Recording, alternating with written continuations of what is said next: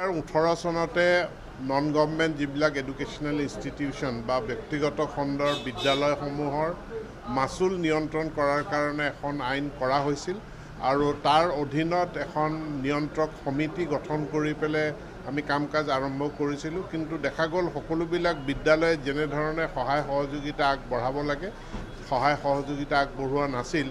আৰু সহায় সহযোগিতা নবঢ়োৱা বিদ্যালয়বিলাকৰ প্ৰতি আমাৰ কোনো আইনগত ব্যৱস্থা লোৱা বা তেওঁলোকক জৰিমনা বিহাৰ কোনো ব্যৱস্থা নাছিল।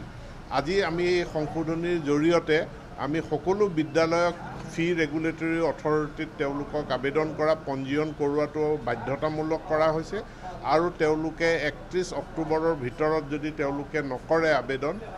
তেনেহ'লে তেওঁলোকৰ ওপৰত এটা জৰিমনা বিহাৰো আজি ব্যৱস্থা এই আইনখনত তাৰ ব্যৱস্থা ৰখা হৈছে। প্ৰতি বছৰেই আমি নিৰীক্ষণ কৰাৰ ব্যৱস্থা সমিতিখনে কৰিব, য'ত চেয়াৰমেনজন এজন ৰিটায়াৰ্ড জাজ থাকিব বা খুব senior retired IAS officer IPS officer থাকিব, চাৰ্টাৰ্ড একাউণ্টেণ্ট থাকিব আৰু এই কমিটিখনৰ ক্ষমতা আছে যে কমিটিখনে বিদ্যালয় কৰ্তৃপক্ষক মাতি পঠিয়াব পাৰে তেওঁলোকৰ মানে বুক অফ একাউণ্টছ বা তেওঁলোকৰ কেছবুক ইত্যাদিও তেওঁলোকে চহী কৰিব, যাতে কোনেও অত্যাধিক মুনাফাৰ কাৰণে বা ছাত্ৰ ছাত্ৰীৰ অভিভাৱকসকলক শোষণ কৰিব নোৱাৰে আৰ্থিকভাৱে, তাৰ ব্যৱস্থা এই আইনখনৰ জৰিয়তে